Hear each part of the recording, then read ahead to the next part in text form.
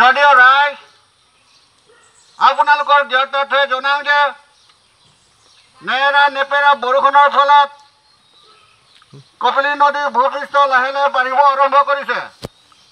গতিকে সকলো কপিলীপৰীয়া ৰাইজক সতৰ্ক হৈ থাকিবৰ বাবে অনুৰোধ জনোৱা হ'ল।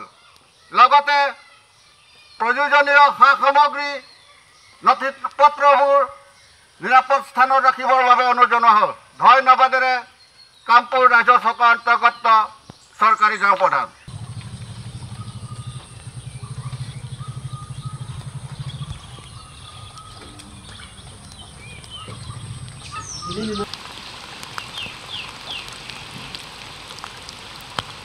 স্থানীয় ৰাইজ আপোনালোকৰ জ্ঞাতাৰ্থে জনাওঁ যে নেৰা নেপেৰা বৰষুণৰ ফলত কপিলী নদীৰ ভূপৃষ্ঠ লাহে লাহে বাঢ়িব আৰম্ভ কৰিছে। গতিকে সকলো কপিলীপৰীয়া ৰাইজক সতৰ্ক হৈ থাকিবৰ বাবে অনুৰোধ জনোৱা হ'ল। লগতে প্ৰয়োজনীয় সা সামগ্ৰী নথি পত্ৰবোৰ নিৰাপদ স্থানত ৰাখিবৰ বাবে অনুৰোধ জনোৱা হ'ল। ধন্যবাদেৰে কামপুৰ ৰাজ্য চৰকাৰ অন্তৰ্গত চৰকাৰী গাঁও প্ৰধান।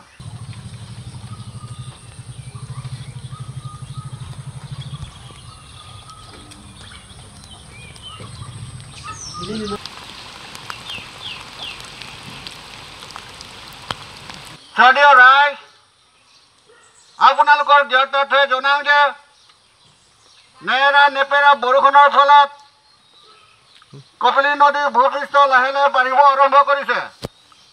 গতিকে সকলো কপিলীপৰীয়া ৰাইজক সতৰ্ক হৈ থাকিবৰ বাবে অনুৰোধ জনোৱা হ'ল।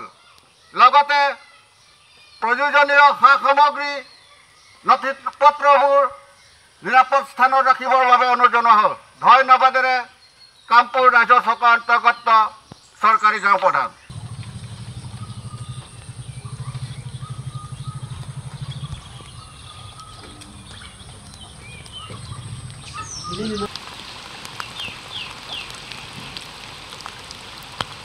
স্থানীয় ৰাইজ আপোনালোকৰ জ্ঞাতাৰ্থে জনাওঁ যে নেৰা নেপেৰা বৰষুণৰ ফলত কপিলী নদীৰ ভূপৃষ্ঠ লাহে লাহে বাঢ়িব আৰম্ভ কৰিছে।